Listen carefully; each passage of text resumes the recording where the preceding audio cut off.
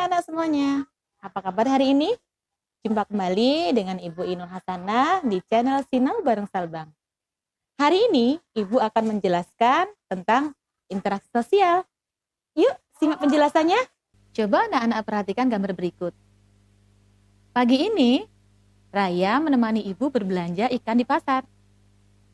Ikan adalah salah satu jenis makanan yang sangat bergizi bagi tubuh. Ibu akan membeli beberapa jenis ikan untuk dimasak. Pasar hari ini sangatlah ramai. Di sana, banyak sekali penjual ikan yang menawarkan berbagai jenis ikan. Para penjual dan pembeli saling berinteraksi. Beberapa penjual menawarkan ikan kepada ibu. Ibu mendatangi salah satu penjual dan bertanya harga ikan tersebut. Penjual menawarkan harga ikan 35.000 per kilo. Ibu menawar menjadi 30.000. Penjual menolak tawaran ibu karena menurutnya terlalu murah. Akhirnya, ibu menawar kembali menjadi 33.000. Penjual akhirnya menyetujui tawaran ibu tersebut. Dari cerita yang baru saja ibu sampaikan, Ibu Raya berinteraksi dengan penjual ikan untuk mendapatkan ikan. Interaksi yang dilakukan Ibu Raya dan penjual ikan termasuk interaksi sosial. Nah, anak-anak, apakah sudah paham apa itu interaksi sosial? Dan tahukah kalian anak-anak, manusia memiliki kebutuhan yang harus dipenuhi. Berbagai kebutuhan tersebut tidak dapat dipenuhi sendiri dan memerlukan orang lain agar dapat terpenuhi. Misalnya, untuk memenuhi kebutuhan akan makanan, seseorang membutuhkan jasa petani, peternak, nelayan, dan juga pedagang, sehingga mendapatkan bahan-bahan untuk membuat makanan. Oleh karena itu, manusia perlu melakukan interaksi dengan manusia lainnya. Interaksi antar manusia disebut interaksi sosial, yaitu hubungan-hubungan sosial yang menyangkut hubungan antar individu atau seseorang dengan kelompok, dan kelompok dengan kelompok lainnya. Tanpa adanya interaksi sosial, tidak akan mungkin ada kehidupan bersama. Interaksi sosial merupakan hubungan timbal balik atau saling mempengaruhi antar manusia yang berlangsung sepanjang hidupnya di dalam masyarakat. Interaksi sosial dapat terjadi jika dua orang berhubungan dan berkomunikasi. Berkomunikasi tidak terbatas dengan bertemu dan bertatap muka saja loh. Dengan perkembangan teknologi seperti saat ini, manusia bisa berkomunikasi tanpa bertemu, misalnya melalui telepon, email, video call, dan lain sebagainya. Selain berinteraksi sosial, manusia juga berinteraksi dengan lingkungan. Interaksi antara manusia dan lingkungan merupakan proses saling mempengaruhi antara satu dan yang lainnya. Lingkungan memiliki pengaruh yang besar bagi manusia karena merupakan komponen penting dari kehidupan manusia. Begitupun sebaliknya, manusia memiliki pengaruh besar terhadap lingkungan dalam hal pemeliharaan dan juga pelestarian. Lingkungan alam adalah lingkungan yang terbentuk secara alamiah tanpa campur tangan manusia. Lingkungan alam mencakup semua benda hidup dan tidak hidup yang terjadi secara alamiah di bumi. Lingkungan alam terjadi atas komponen abiotik dan juga biotik. Komponen abiotik adalah segala sesuatu yang ada di lingkungan yang bukan makhluk hidup. Lingkungan biotik adalah segala benda hidup yang ada di lingkungan kita. Dalam lingkungan alam terjadi interaksi antara lingkungan abiotik dan juga biotik. Bahkan, antar komponen lingkungan biotik dan antar komponen lingkungan abiotik juga terjadi saling keterkaitan loh. Contoh interaksi antara komponen abiotik dengan biotik adalah tanah, suhu, dan juga curah hujan yang mempengaruhi jenis tanaman yang tumbuh di suatu daerah. Lingkungan biotik juga dapat mempengaruhi lingkungan abiotik. Contohnya adalah daerah yang banyak tumbuhannya akan membuat suhu udara menjadi lebih sejuk. Daerah yang masih banyak tumbuhan juga dapat menyimpan air tanah lebih banyak. Interaksi antar manusia dan alam dapat dikelompokkan menjadi dua, yaitu interaksi yang menyesuaikan diri dengan alam dan juga interaksi yang mendominasi alam. Interaksi manusia yang menyesuaikan diri dengan alam, contohnya manusia menyesuaikan waktu tanam dengan musim penghujan, waktu untuk berlayar menyesuaikan dengan keadaan cuaca, menghindari tinggal di daerah yang rawan bencana, dan juga lain sebagainya. Interaksi manusia yang mendominasi alam meliputi usaha manusia dapat memanfaatkan sumber daya alam dengan menggunakan ilmu pengetahuan dan teknologi yang dapat dimiliki. Misalnya melakukan hujan buatan untuk lahan yang kekeringan karena musim kemarau panjang. Nah, anak-anak, selanjutnya kita akan belajar mengenai interaksi ekonomi. Interaksi ekonomi dilakukan dengan tujuan untuk memenuhi kebutuhan hidup dan kesejahteraan.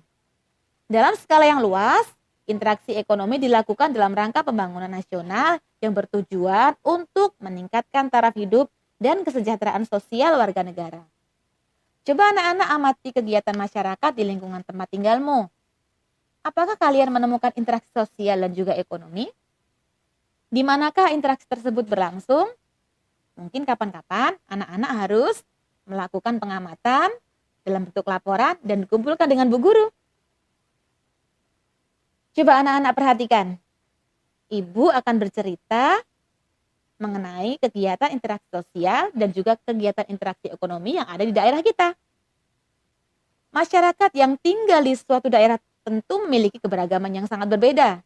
Namun, adanya interaksi sosial antara satu dan juga dengan yang lainnya membuat masyarakat saling menyapa, bekerja sama, tolong-menolong, hingga timbul rasa kebersamaan dan juga kekeluargaan. Kondisi tersebut memunculkan adat dan tradisi yang menjadi sebuah kebiasaan yang turun-temurun diwariskan oleh nenek moyang. Masyarakat Yogyakarta contohnya. Di daerah Gunung Kidul misalnya, banyak menyimpan warisan budaya dan tradisi leluhur loh. Contoh tradisi itu adalah sambatan dan juga gerebuhan. Sambatan merupakan kegiatan gotong royong warga dalam rangka membantu sesama yang sedang tertimpa musibah atau sedang melakukan pekerjaan besar seperti membangun rumah, hajatan, panen, dan lain-lain. Budaya ini lebih banyak ditemukan di desa-desa yang masih memiliki rasa kekeluargaan.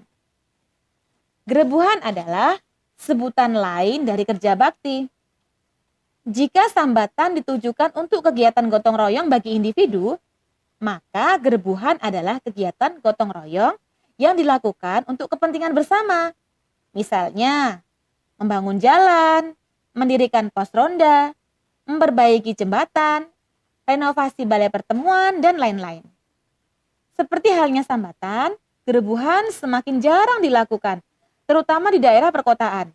Berbagai macam pekerjaan atau kegiatan warga sering dijadikan alasan seseorang tidak mengikuti kegiatan kerja bakti.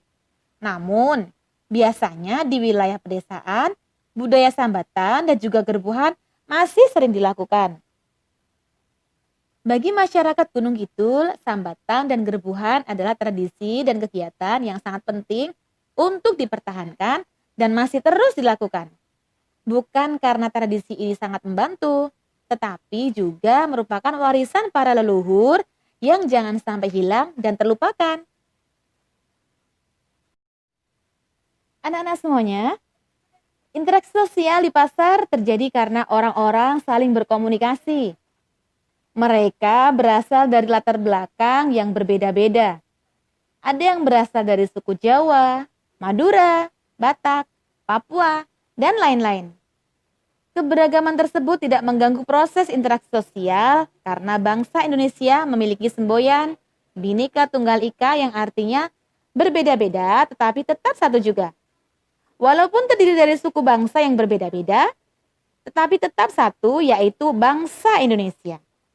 Perbedaan yang ada pada bangsa Indonesia antara lain perbedaan suku, bahasa, dan juga tradisi. Setiap suku memiliki kebiasaan hidup yang menjadi ciri khas bangsa itu. Begitu kuatnya kebiasaan hidup hingga terbawa ketika berada di tempat lain yang memiliki kebiasaan hidup yang berbeda. Salah satu ciri yang mudah dikenali adalah bahasa yang digunakan. Setiap suku mempunyai bahasa yang berbeda dengan suku yang lain. Mereka yang sesuku biasanya menggunakan bahasa dalam pergaulan sehari-hari. Walaupun mereka menggunakan bahasa Indonesia dalam pergaulan, tetapi akan tampak kesukuannya. Kesukuan yang muncul bisa didengar dari logatnya, ucapan, tekanan bahasanya, dan juga lain sebagainya. Kebudayaan suku-suku bangsa di Indonesia yang beragam itu disebut kebudayaan daerah. Dan kebudayaan daerah berbeda dengan satu dan juga dengan daerah lainnya. Kita harus menghargai dan juga melestarikan budaya daerah kita. Kita tidak boleh merendahkan budaya daerah dari suku yang lain. Kita tidak boleh menganggap budaya daerah dari suku bangsa sendiri menjadi yang paling baik. Ingatlah, semboyan kita yaitu Bhinneka Tunggal Ika. Berbeda-beda, tetapi tetap satu juga. Baiklah anak-anak semuanya, materi kita yang terakhir adalah interaksi sosial budaya. Ibu akan memberikan contoh seperti apa interaksi sosial budaya tersebut. Di sebuah desa Waringin, sebagian besar bekerja sebagai petani kebun buah. Ketika masa panen buah, warga sangat sibuk memanen kebun buah yang sangat luas. Sebagian besar buah yang telah dipanen akan dijual dan didistribusikan keluar kota. Sebagian kecil buah yang tidak dapat dijual akan diolah menjadi keripik buah. Produksi keripik buah memang sudah lama dilakukan oleh warga desa Waringin. Usaha tersebut dilakukan oleh organisasi warga yang dinamakan Kelompok Wanita Berkarya. Kelompok Wanita Berkarya dibentuk dan didirikan secara mandiri oleh warga. Organisasi masyarakat ini dibentuk dengan tujuan untuk meningkatkan kesejahteraan warga dan meningkatkan taraf hidup warganya. Organisasi ini juga bertujuan untuk meningkatkan pendidikan dan keterampilan wanita di desa Waringin. Sebelum ada kelompok wanita berkarya, sebagian besar wanita di desa Waringin berpendidikan rendah serta kurang memiliki keterampilan. Dengan organisasi ini, para wanita memiliki kesempatan untuk belajar dan menambah keterampilan serta berkarya untuk meningkatkan taraf hidupnya. Kelompok wanita berkarya diikuti oleh seluruh wanita di desa Waringin. Warga desa Waringin terdiri dari beberapa suku bangsa dan memiliki keyakinan yang berbeda-beda. Meskipun terjadi dari berbagai suku bangsa dan agama, tetapi kerjasama dalam organisasi berjalan dengan baik. Anggota organisasi dapat belajar dan meningkatkan keterampilan bersama-sama. Mereka saling bekerja sama, bantu-membantu, dan memecahkan masalah bersama-sama. Hasil penjualan keripik buah sebagian dibagi secara adil kepada seluruh anggota organisasi. Sebagian lagi dikumpulkan untuk keperluan pengembangan organisasi. Seperti misalnya untuk menambah peralatan atau untuk pelatihan keterampilan lainnya. Kelompok wanita berkarya berkembang secara mandiri oleh anggotanya. Nah, demikian anak-anak penjelasan dari Ibu Iin. Mudah-mudahan penjelasan dari Ibu mudah dipahami dan bermanfaat bagi anak-anak. Sampai jumpa di minggu berikutnya. Assalamualaikum warahmatullahi wabarakatuh.